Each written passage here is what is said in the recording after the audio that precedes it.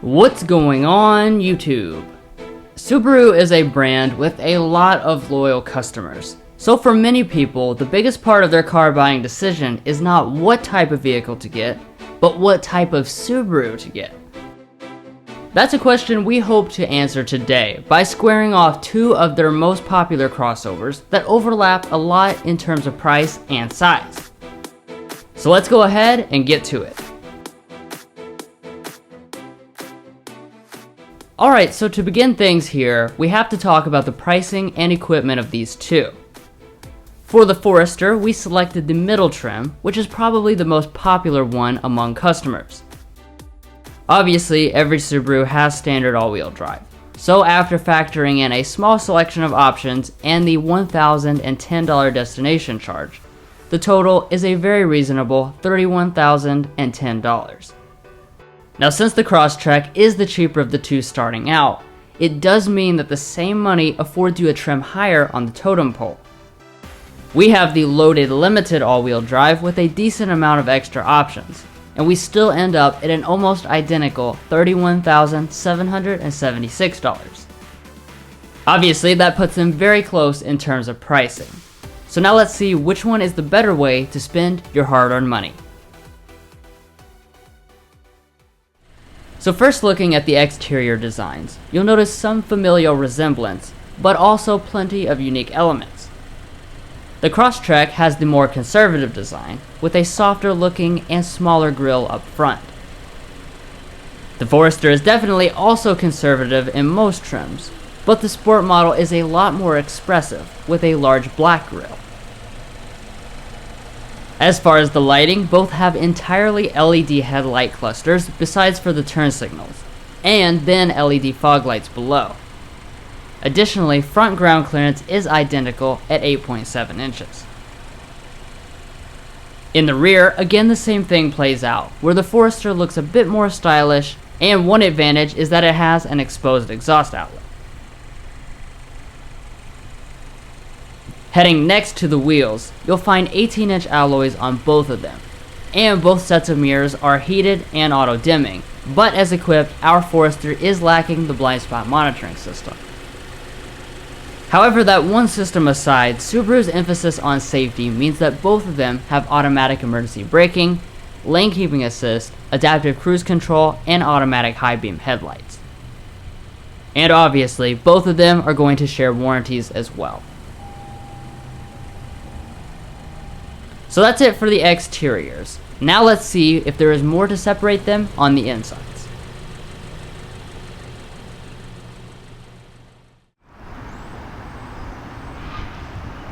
Starting off here, there are already similarities, with the same key fob and smart entry systems.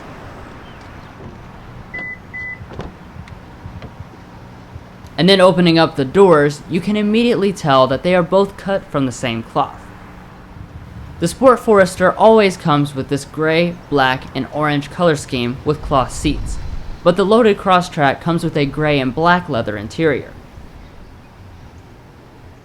As far as the seats themselves, the Forester has a 10-way power seat and the Crosstrek a 6-way power seat, and both seats are heated.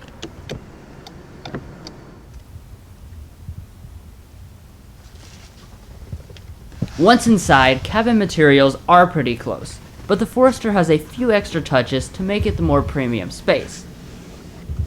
It has a perforated leather on the dashboard and leather on the console where your knees might touch. Press the buttons to start both.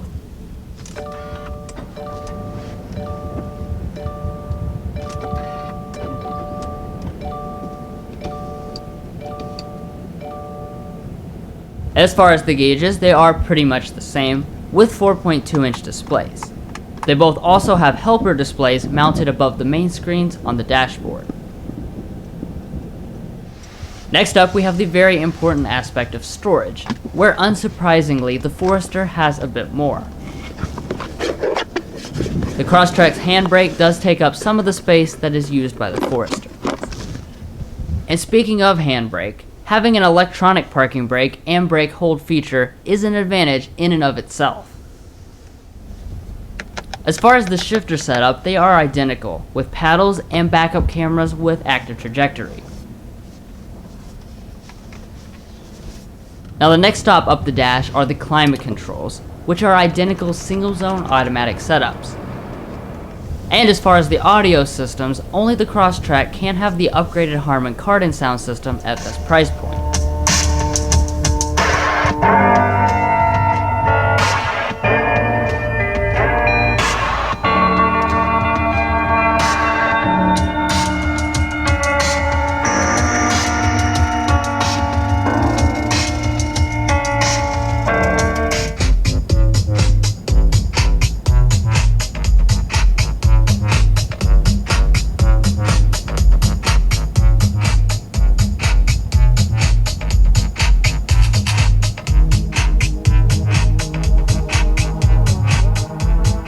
And now let's talk about the infotainment systems.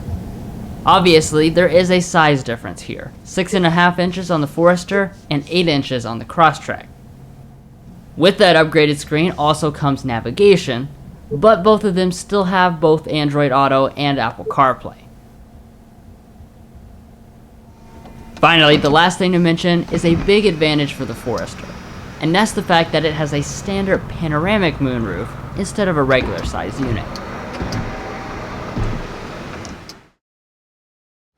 Now heading out back, even though they share a lot of interior features, there is no getting around the Forester being the larger vehicle. It has both more legroom and headroom.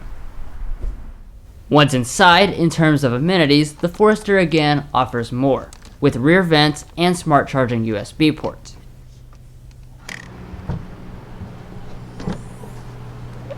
Moving around to the rear, both of them have manual tailgates. And as far as the numbers are concerned, again the Forester is going to be the better choice here. Even though the Crosstrek is large for its class, the Forester has substantially more room with both the seats up and down.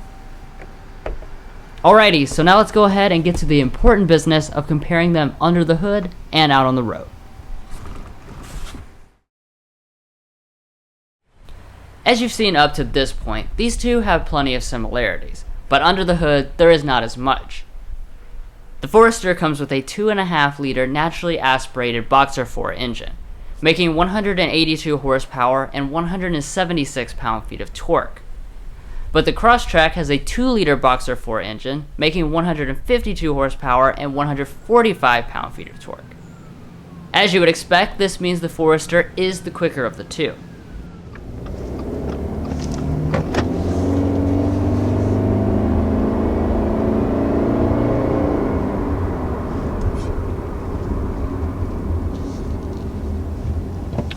So that was our initial acceleration. It feels perfectly fine for this category of vehicle. I mean, obviously I never expect anything in this class to, blow me away or feel incredibly powerful. But, it does make fine numbers for this type of vehicle. It's a 152 horsepower, 145 pound-feet of torque from a 2-liter Boxer 4-cylinder.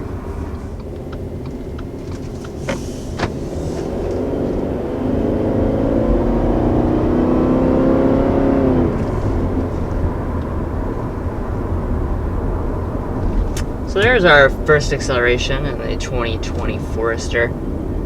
And power definitely feels very good for this category of vehicle. A basic 4-cylinder engine is not ever going to knock your socks off, but definitely seems to put the power down. Subaru also does pretty aggressive throttle response, so they make the most of the 182 horsepower that this 2.5-liter naturally aspirated Boxer 4-cylinder does produce. So there's definitely some offerings in this class that get off the line in a lot more sluggish of a way. In other ways, though, they are similar. Both have CVTs paired with standard all-wheel drive, which perform well and don't try any special tricks or anything like that. As you can probably tell from that acceleration, this is a continuously variable transmission. Now you also have the option to choose a 6-speed manual. That's standard on both the base and the premium model. But when you go for the limited, you have the standard CVT. There is also a little bit of a shift simulation, as you could tell. And like I mentioned, you can shift with paddle shifters through some simulated gear changes as well. Another similarity is that they both use Subaru's new global platform, which gives them big benefits in terms of ride and handling. Now, one thing I remember from our previous 2019 Forester review and continue to really notice here in this 2020 is the pretty agile feel that Subaru has given this Forester. Definitely a lot tighter on the suspension. You can definitely tell there's a lot more rigidity here, and that definitely translates to just feeling a lot more balanced. You can kind of go around corners a little bit here, and you notice a whole lot less body roll than the previous generation. Also, the steering surprisingly has a nice weight to it. As you can see, it responds immediately, so it's very linear. You know, these are things you don't really necessarily expect in this class. Certainly have been in competitors that do this a lot worse. So this is definitely on the good side in the class. Structural rigidity is quite good, and both steering setups are heavier and more accurate than one would expect. Overall, they definitely have more in common than different in terms of the driving experience. And finally, in regard to fuel economy, the Crosstrek edges out the Forester ever so slightly, but not by more than the 5% margin required to get a point.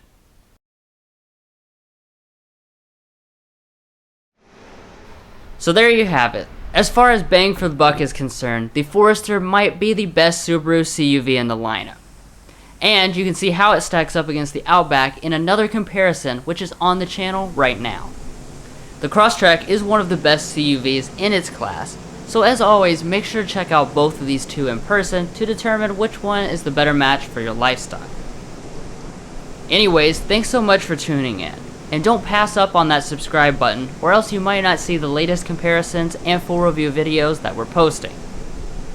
Take care and please stay safe.